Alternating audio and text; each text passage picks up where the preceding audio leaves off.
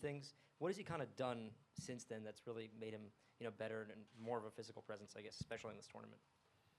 Well, first of all, Tyler started out the year, averaged 15 points and 8 rebounds a game in Atlantis against, obviously 2 NCAA quality teams. So he had a great start to the year.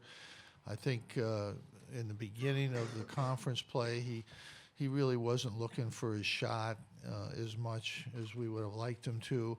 Then I think gradually, over the last 10 games in the league, he averaged something like 14 a game. So I think he made that adjustment and made defensive come out and respect his shooting. But I thought overall he's had a tremendous freshman year right from the start to now. Go to the third row on the aisle, on the right. Paul Woody, Richmond Times-Dispatch for Coach Boeheim. After the game last night, you said Tony Bennett was one of the best coaches you've ever seen, and you've seen a lot of coaches. Mm-hmm. What makes him such a good coach, in your opinion, and is he a future Hall of Famer? Well, I think he's I don't predict that, but I think he certainly will have an opportunity to do that. He's a great defensive coach, and he's also, I believe, a great offensive coach. They get great movement. They do great things on the offensive end of the court. And obviously, he's a great defensive coach as well, but he's also a very, very good offensive coach. And I mean, his last 3 years, he's had the best coaching record in the NCAA in terms of winning the ACC 2 years, and this year they had a couple glitches very early in the year, or they would have won it again this year. We'll stay on the left side. Teddy Greenstein from the Chicago Tribune for Coach, and then I'll have a follow-up for Trevor afterwards. What makes your full court press so effective, and is it going to be tough if you need to use it against a great passing team like Virginia? Well, our press is great usually for about 2 minutes. That's about it. And it was there yesterday. We work on it. We've used it, but it hasn't been a great weapon for us this year. But it was obviously it turned the game yesterday, and I think these guys just made some unbelievable plays. Trevor made a couple great plays, and in the full court situation, the other game this year we were 7 down against Virginia Tech with 1:22 to go, and the press kind of bailed us out in that game as well. Are you ever baiting the opposition to make a pass, or you're just trying to anticipate? You obviously had that one kind of under the basket last night. How does it all go? Just making the rotations. We were able to get a good trap in the corner, and I was just trying to play the passing lanes, and I played the right one and was able to get the steal. Go in the middle and back row. Zach Braziller for New York Post for Trevor and Michael. What's Malachi's confidence like? He had obviously a very good freshman year, and great first tournament game. Then the shots didn't fall last few games. You have to remind him to keep shooting. Is he the kind of guy that just has such self-confidence that you don't have to do that? Is that for these guys? Michael, you want to handle that one? Malachi is naturally a confident guy. We don't really have to tell him to keep shooting. I think he has that already in his mind anyway. He's been a good player for us. A lot of times down the stretch, he makes big baskets when we need it. Yeah. I just keep telling Malachi to be aggressive and be aggressive. And good things happen when he is aggressive, as you can see in the last couple games. Even when he missed some shots going to the basket, we were able to get tip-ins and make plays. So we just want him to be aggressive. Go all the way in the back on the left side. David Teal with the Daily Press in Newport News, Virginia. Jim, Virginia shot 56-8 against you guys in January. That's the best against you in at least 2 years. What were they able to do against your zone that others cannot or have not? They shot well from the perimeter, but they also got it inside. And I think during the middle part of the year, North Carolina game, Virginia game, there were 2 or 3 games where we didn't defend very well inside. I think you saw yesterday our interior defense is better. Even though Sabonis had a good game, I thought we did a pretty good job on him down there. When he got the ball, and I think our interior defense is a little bit better. But at Virginia, they made the threes, but they also were able to get it inside, and Gil and Toby hurt us in there. They got a couple threes from guys off the bench. And, I thought we played very, very well offensively against Virginia in the game this year. I thought it was maybe one of our better games. 5-6 minutes ago, it's 50-50, and they didn't lose a home game this year. So I think if we can play at that level, it's a good omen for that we can play that way. But were very good against us in that game on the offensive end. Very good.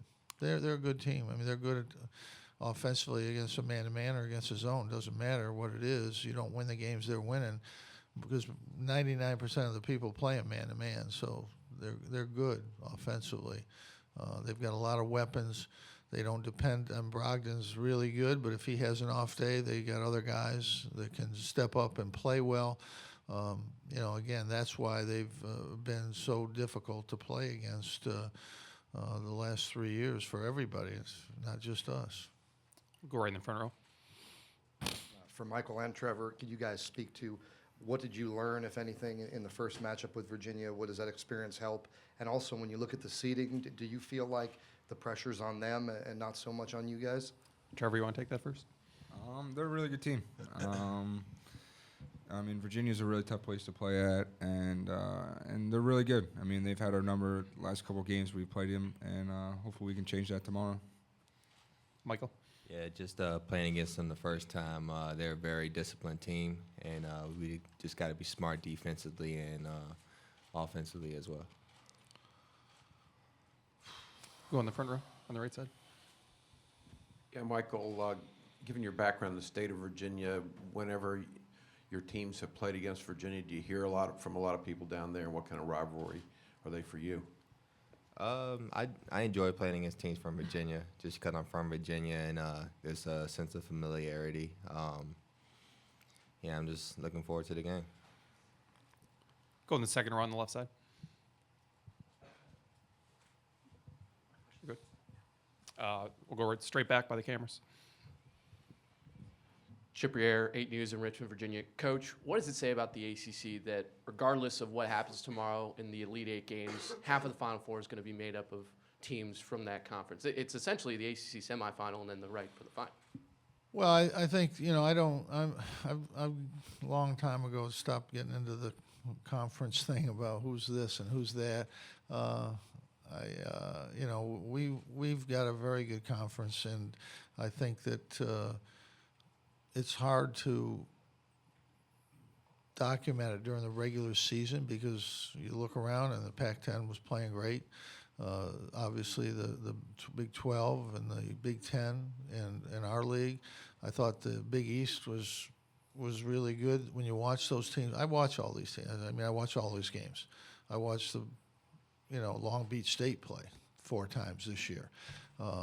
I don't think there's many people that can say that, is there? But it's probably something bad about my whatever it is, character or whatever, that I'm up watching these games. But I do, and I thought all those teams were good. I think it's hard to measure leagues. I mean, it's too simplistic to just say, well, this is what we did in the NCAA tournament. I mean, but it's relevant. It certainly is relevant.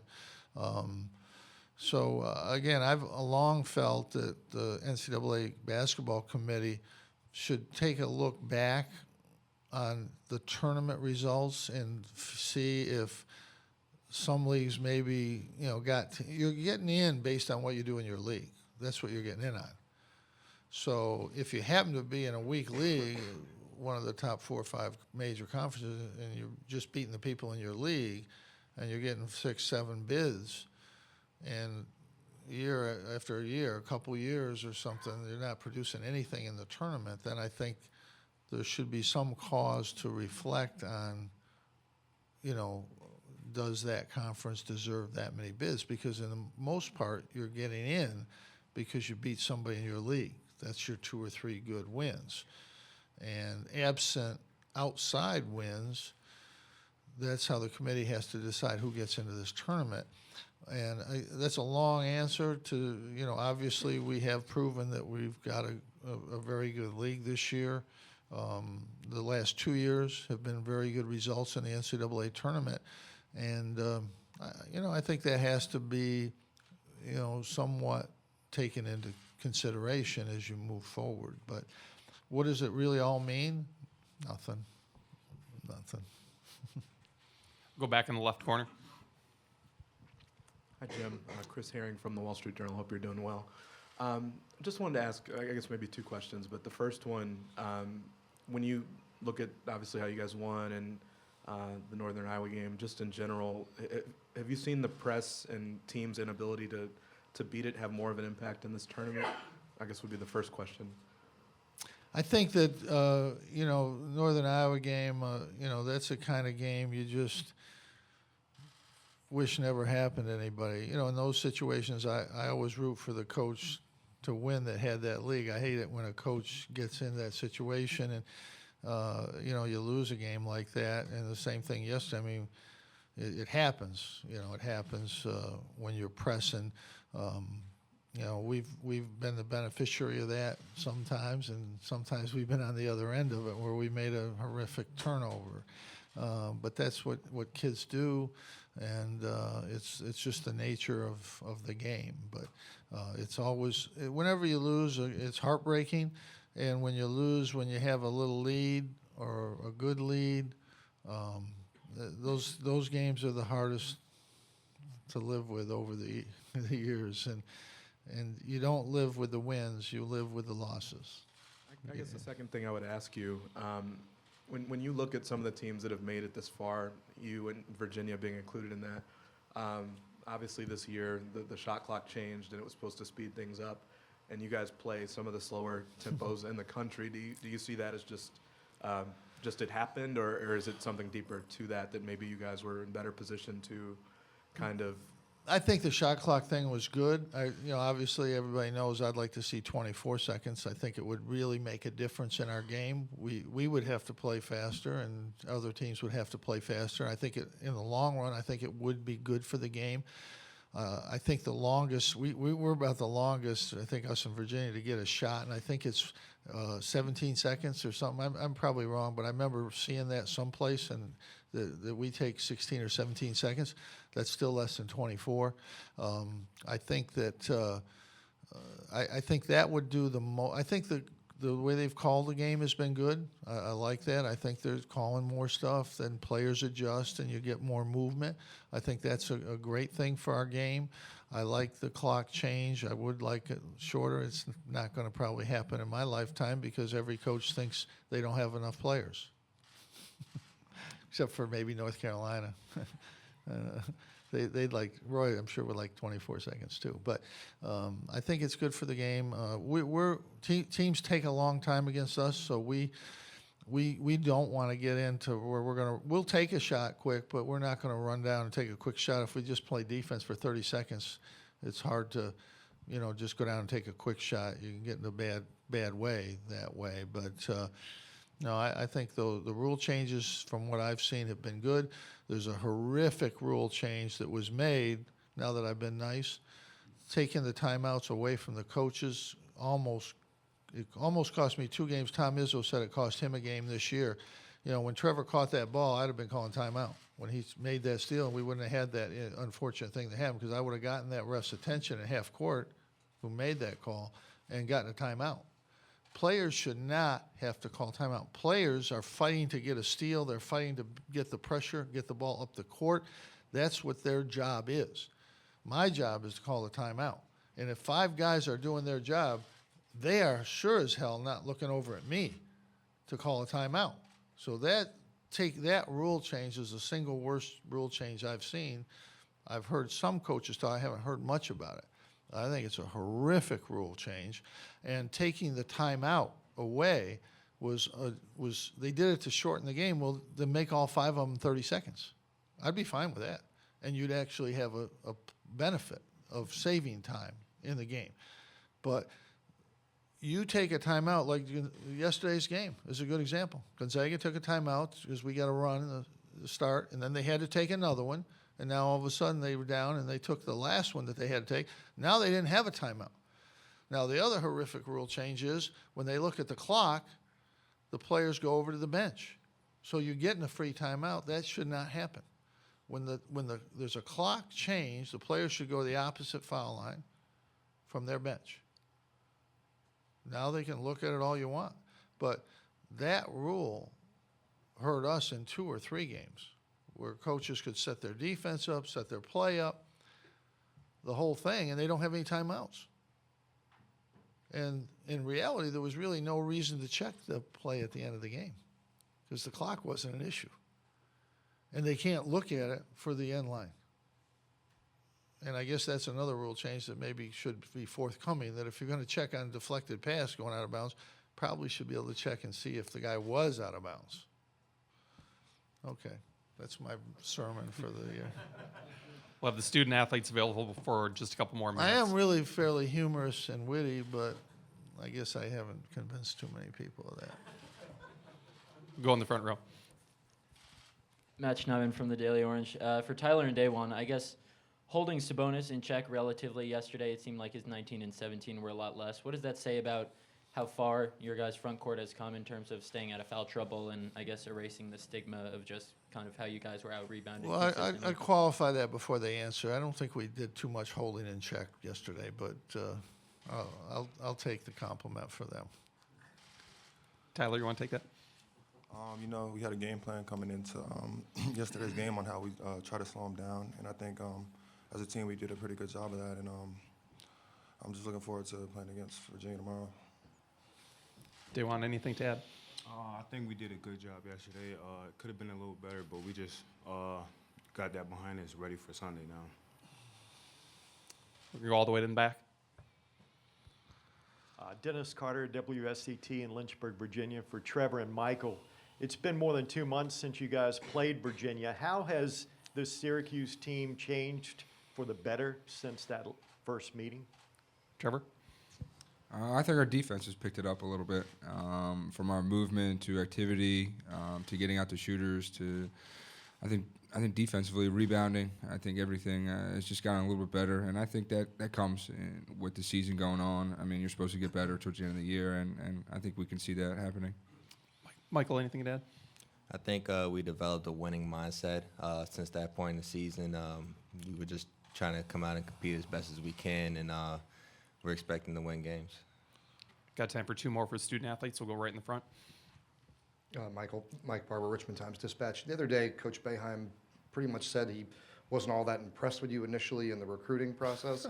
I was curious if you heard those comments. Did you know that? And He's heard him. Yeah, obviously things have worked out well for you two, but what was sort of your reaction to the first time he told you that? Next question. I told him that a lot in full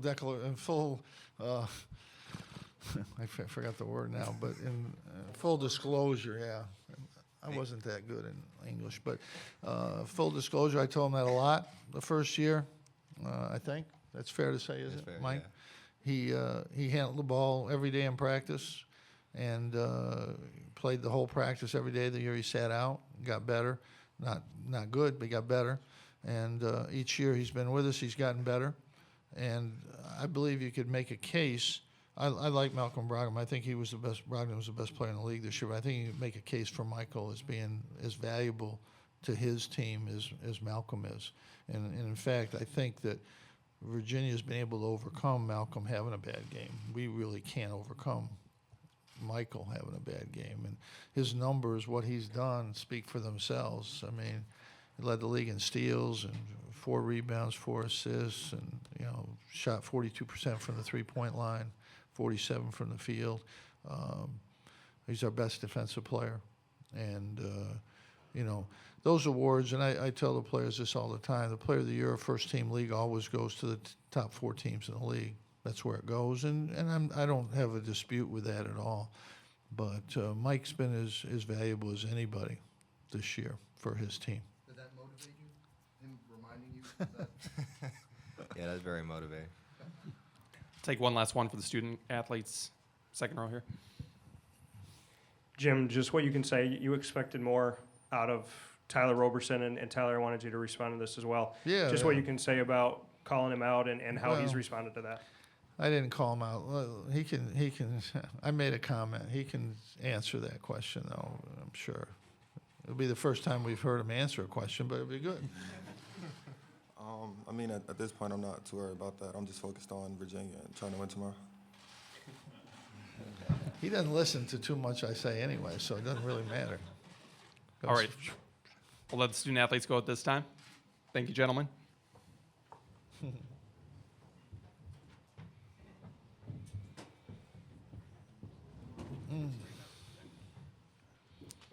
We'll continue with questions for Coach Boeheim. We'll go fourth row on the right. Jim, Virginia's a bit of an anomaly. They don't have any teenagers in their rotation. They've got some 23-year-olds. As an opposing coach, is that something that you see on film, and how does that sort of play out in the way they play? Well, first of all, 3 years ago, Brogdon wasn't 23 or whatever, and Parantes wasn't. They were good. They were just as good then as they are now. And now, obviously, they are veteran guys. But the key to their team over the 3 years I've been involved watching them is they've had upper-class players and young players. And the same thing is true this year. They have upper-class players, but they have good young players. And that's what makes a program stable over a period of time. We've always tried to do that. And, we've been hurt a little bit because the Jeremy Grants and Tyler Ennis's and Chris McCullough's have left. And those are the guys that we had counted on for, probably being 3 or 4 year players. And Virginia's, had those guys. And they're also very talented players. I think that gets overlooked a little bit in terms of how talented their key guys are. And the fact that I don't think age is necessarily, but they're veterans, that they've been there. They've won big games. All that plays into it. They have a very, very good defensive system, and they have a much better than people think offensive system as well. And that's why they have had the success they win. We have one of the best leagues in the country, and they've won it, 2 years out of 3. And this year, they just dropped a couple games early when they hadn't really quite got it figured out. And at Virginia Tech and at Georgia Tech, they were good teams. If our league had a better scheduling approach, I think we would have, as the Big East used to have, this will get me in more trouble, we would have had 2 more teams in this tournament. Georgia Tech started out with a horrific early season schedule. Virginia Tech also. And I think Florida State, I think Leonard told me, I'm going to go by Leonard's word here, which I think is okay.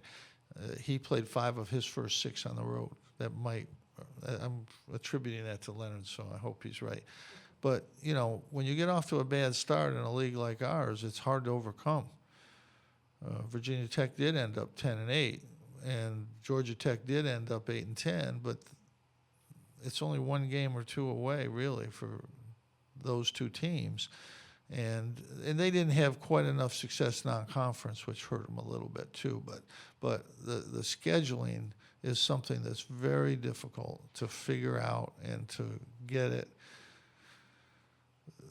The bottom line, in my opinion, there's a lot of, obviously television is important. You have to be concerned about it. But when you play 4 games in 7 days, then you're off for 9 days, there needs to be some way to address that if you want to benefit. Because the reality is that the really good teams can overcome any schedule. North Carolina can play 4 days in a row. They're going to be in the tournament.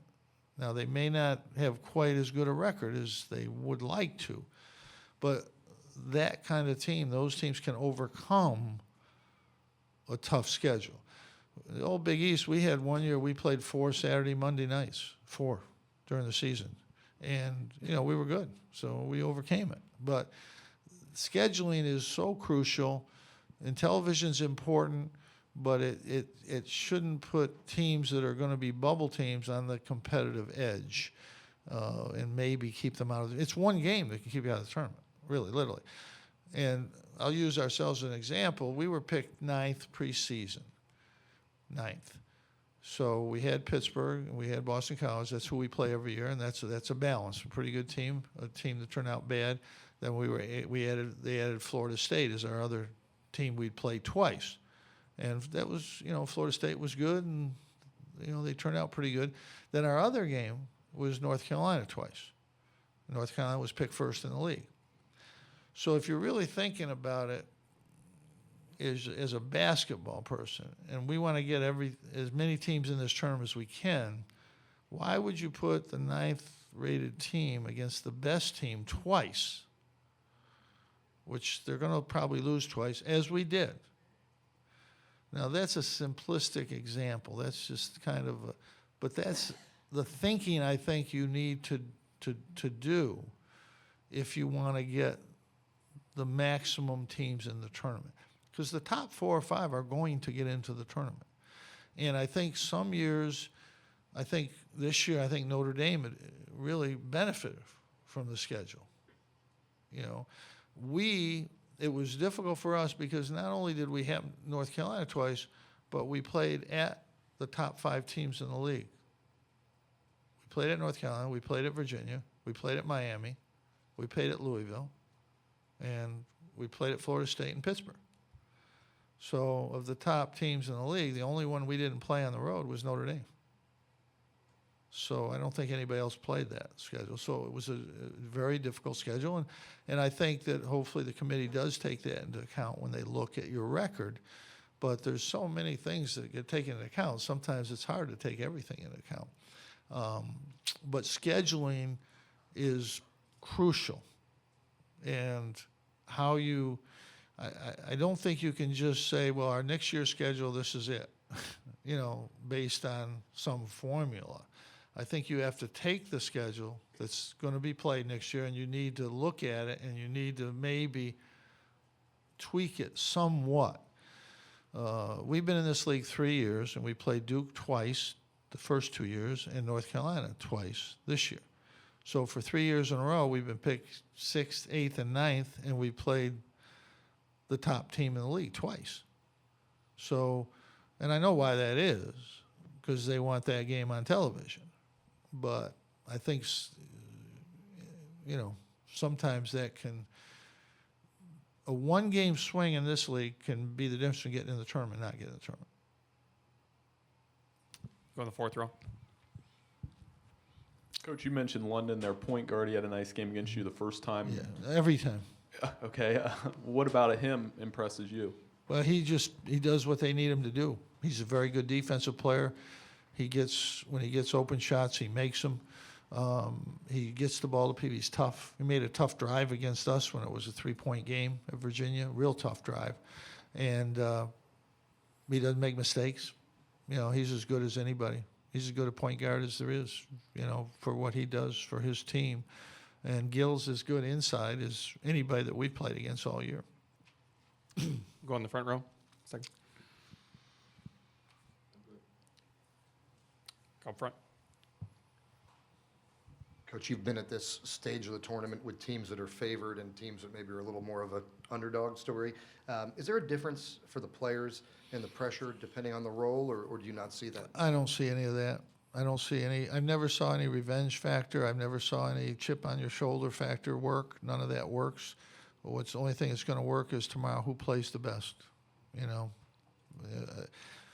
There's pressure on us because our players want to go to the Final Four just as much as Virginia's do. I mean, this has nothing to do with history. It's this team. This team wants to go. What happened last year or the year before doesn't matter. It doesn't put extra pressure on you, I don't think. I think the pressure will be on if, when it comes down to it, and if it's a close battle, there's always pressure because you want to move on. Everybody does. But I don't think anything else factors in other than the normal pressure that I mean, we're not going to play loose because we aren't supposed to be here. We want to win just as much as anybody does. So we're going to have that same pressure that Virginia will have, and you know, it's just who can overcome that and who can play well. And yesterday, you know, we just fought a little bit harder at the end and made a couple plays, and it's a great tribute to these guys that they were able to. They made hard plays. Those are hard plays to make.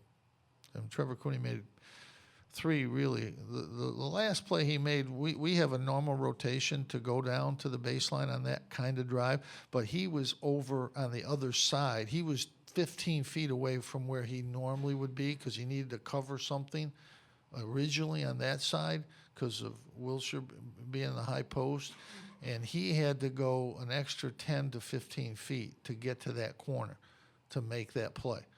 And if he didn't make that play, the guy's got a wide open 3. So who knows what happens. Second row on the left. Coach, Jake Cohen, Associated Press. As a guy who spent his entire life pretty much at Syracuse, what does it mean to you also to see the women's program also be in the Elite Eight this year and to see their growth? Well, as I said last night, I've been a big fan of that. I've been to several games, and I watch all their games on TV. I watched the whole game yesterday. It was probably what ended about 5 minutes before our game started or whatever it was, but I was still watching it on my phone. I got that ESPN app. So I thought it was great. I think it's a fun team to watch.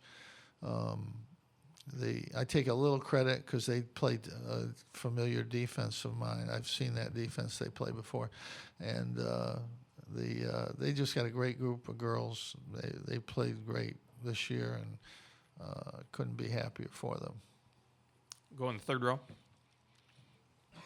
Paul Woody from the Richmond Times-Dispatch again. Coach, if we could go back to great coaches that you've seen off the top of my head, Smith, Dean Smith, Krzyzewski, Carnesecca, John Thompson, Massimino.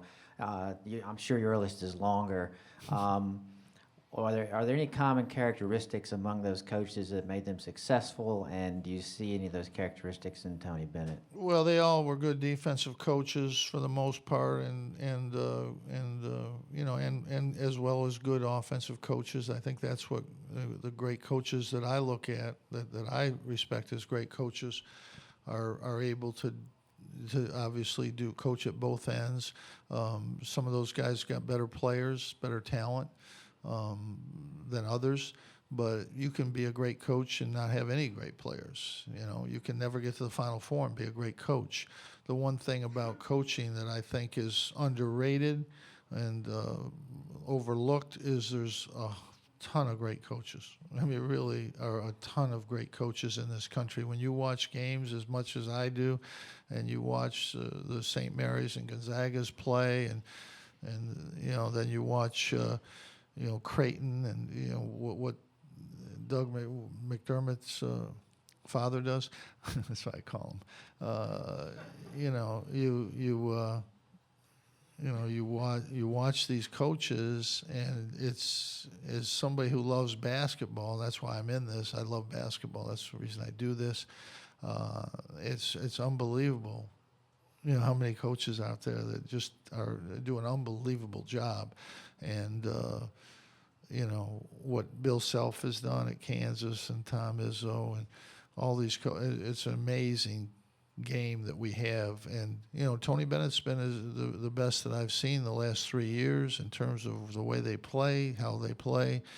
Obviously, in the course of your career, you win, and you have to win championships, and you have to get to the Final Four and all that stuff, but that doesn't mean if you don't do it, you're not a great coach. It doesn't. But it does in this country.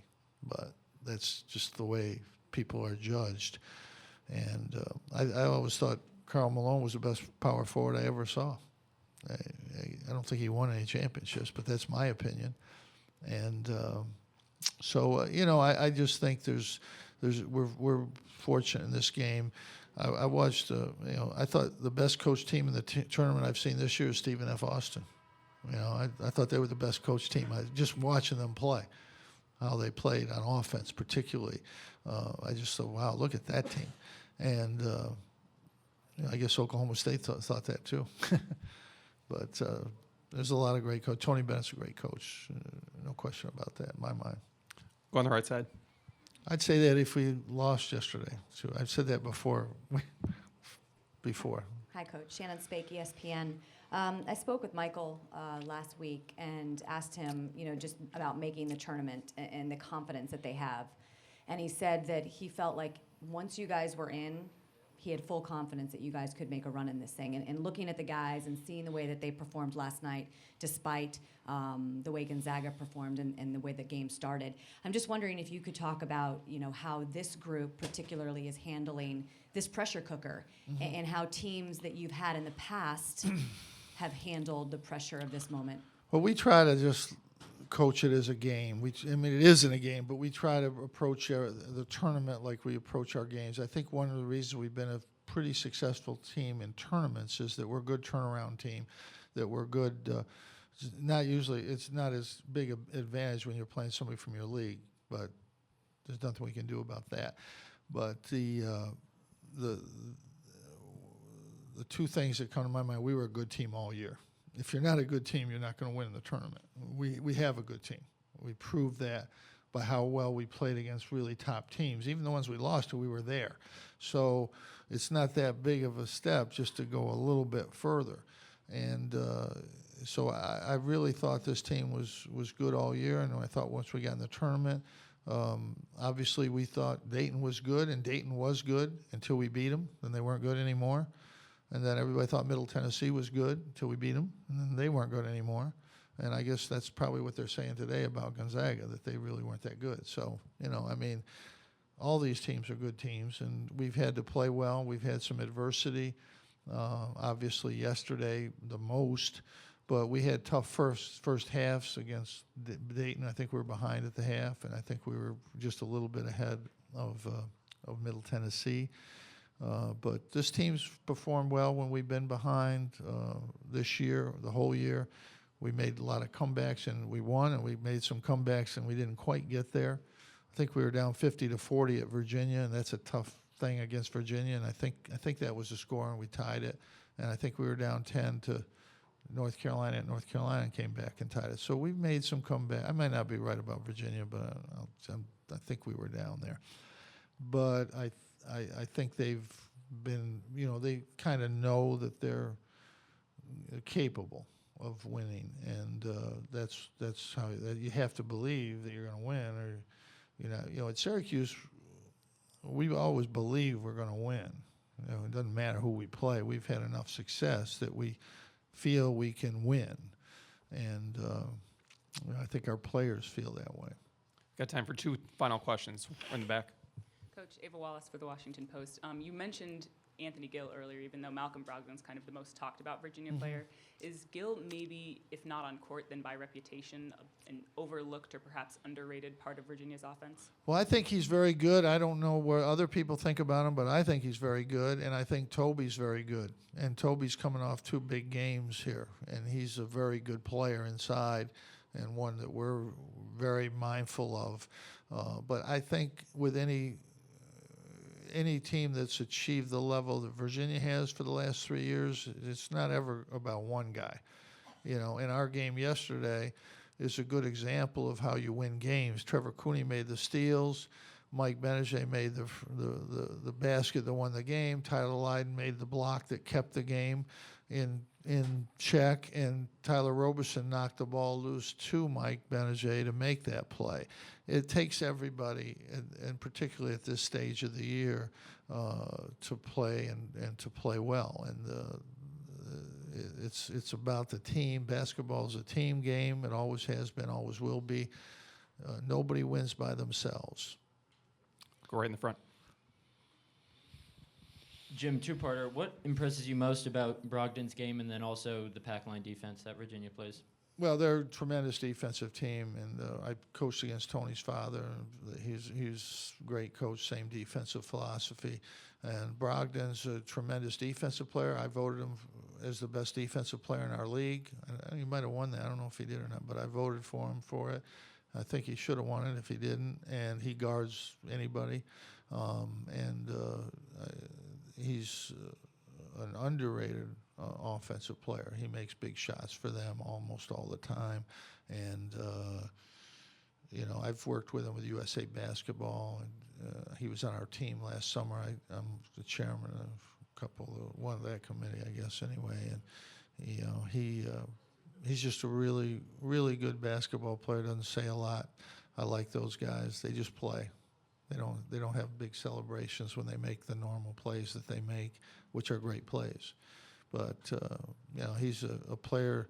As a coach, you admire tremendously for what he does. So it reminds me of Klay Thompson, who we coached in the World Championships. They play both ends of the court. They don't say much.